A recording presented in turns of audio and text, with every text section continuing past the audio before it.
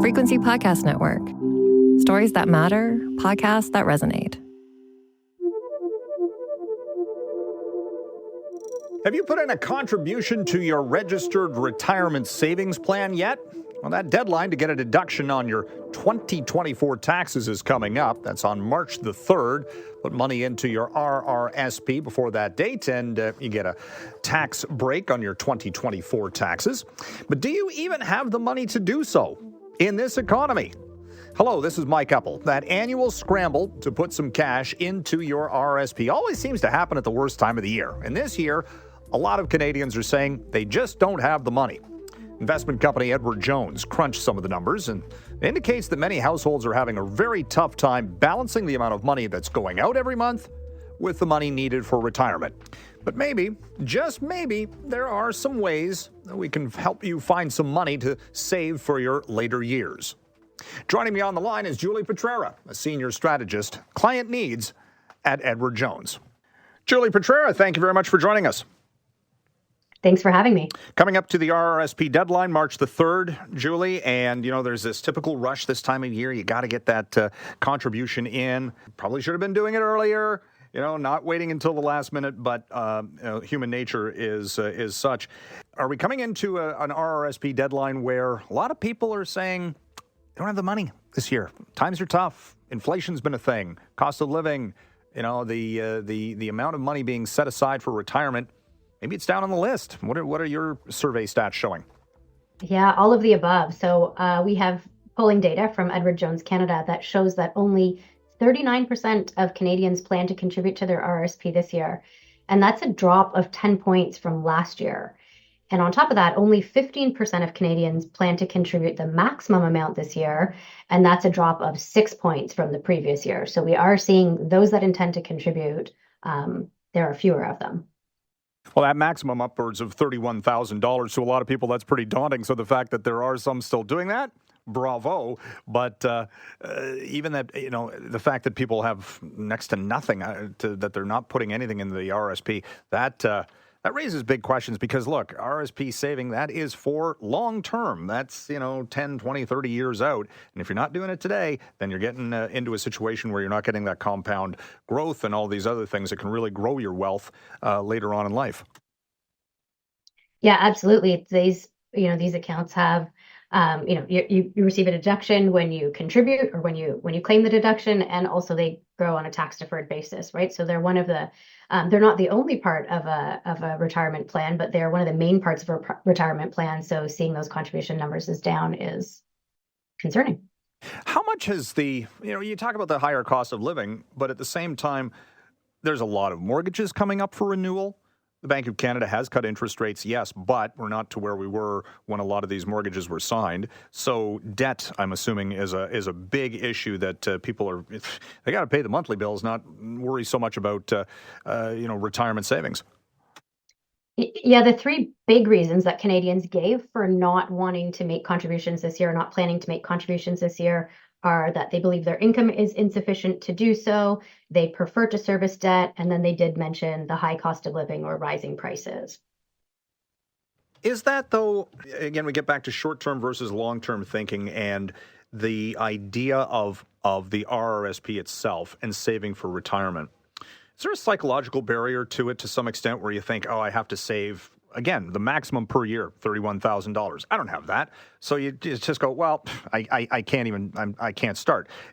Does there need to be a mindset change that even $100, maybe $500, $1,000, whatever you can put in is better than nothing, and therefore, finding that money that might be going to something else, it is doable, and to, raise an optimistic feeling about retirement savings as opposed to this cloud of uncertainty. Yeah, music to my ears there, Mike. So two things. We do have two groups of Canadians. So 9% of Canadians are saying that they're uncertain about where to start. So they don't know what to do. And another 9% say, you just alluded to this, that retirement feels too distant to plan for. And I don't know exactly how old these Canadians are. That may be true. But I think that, one question that we get, or the opportunity is, being able to balance, like you said, short term and long term, right? So one may think that it's too far away, but time is on your side, so there might be a huge opportunity to start saving for retirement now, even if it is a small amount. And also the balance between debt versus investing. So one of the barriers to being able to contribute to an RSP that Canadians shared with us was debt. And this is an interesting one because again, if those that have a plan, so we know that some don't and they don't know where to start. Those that have a plan, you can have a plan that will help you balance short-term and long-term and paying off debt versus investing. Is there a breakdown that you are seeing from various age categories, genders? We always talk about, okay, you got your boomers and your millennials and your Gen Z and what have you. Is there a different mindset? Is it a situation where the younger you are, it's something, retirement is this maybe a pipe dream 30 years out, and you don't think about worrying about it too much? And is that showing up in the data? Yeah, we do have some data that says that. So younger Canadians, and when I say younger, I'm saying aged 18 to 34, are experiencing an even larger decline in what they had planned to save last year compared to this year. So last year, 60% in that group said that they plan to contribute something to their RSP. And we've seen a 19%, a 19-point drop because only 41% are planning to contribute this year. So we're seeing the biggest drop from last year to this year with that 18 to 34 category. And saving between men versus women, what is the data showing there? And women plan to save less, put less into their RSP compared to men. And the reasons that they give for that are that they prefer to prioritize affording healthcare and pursuing personal goals. And it's always interesting when we see data for women because we know that women tend to live longer than men, which means they tend to have a longer retirement. So they would arguably need more money to fund their retirement than men would. And they also earn less over the course of their working years. So women planning to save less for their retirement is again alarming. Along with the RRSP, though, there are other tax savings vehicles that have grown in popularity. The TFSA, tax-free savings account, at the top of that list. Have you seen the people are saying, I'm going to put into a TFSA rather than an RRSP? Maybe it works better depending on what your income level is, and tax strategies that the TFSA might be better, at least in the as a tax saving strategy or saving strategy overall. Yep. So there are a group of Canadians that would prefer. So 55% say that they will consider investing in another registered plan. So like the TFSA that you mentioned, there's also the new First Home Savings Account. And then 19% will consider non-registered accounts. So those accounts that have no tax advantages, but also no restrictions. And again, is this the best thing for them? We don't know. So those that have a plan will help you decide not yes or no on an RRSP, but should it be another type of account now, an RRSP later? Should there be a combination of those? So while we know that Canadians are planning to invest in other registered accounts, we don't know if they have a plan behind that, if that's part of a strategy or if they're just choosing an account. Trying to figure out or get over the hump of determining whether or not I've got the money to put into an RRSP this year or not. Does this come back to, again, a lot of people don't even know what an RRSP is, and or they have this one idea that might not be the case, what to invest in, that kind of thing. So it really points to the idea of you need that outside help, that the financial literacy being such that it is might not be up to snuff, and you got to get a third party involved. Yeah, absolutely. Right. So even those that do contribute to RRSPs may not understand what they are, or they may just contribute and then not actually invest the funds, which mitigates the advantage of that account because there's tax deferral on the investments. But if there's no investment, if you're just putting cash into an RRSP, that's not a good strategy either. So I think that the opportunity is to work with an advisor and come up with a plan. And this plan will help you understand, exactly what your ideal retirement will look like. Where will you be? How long will it be? Who will you be with?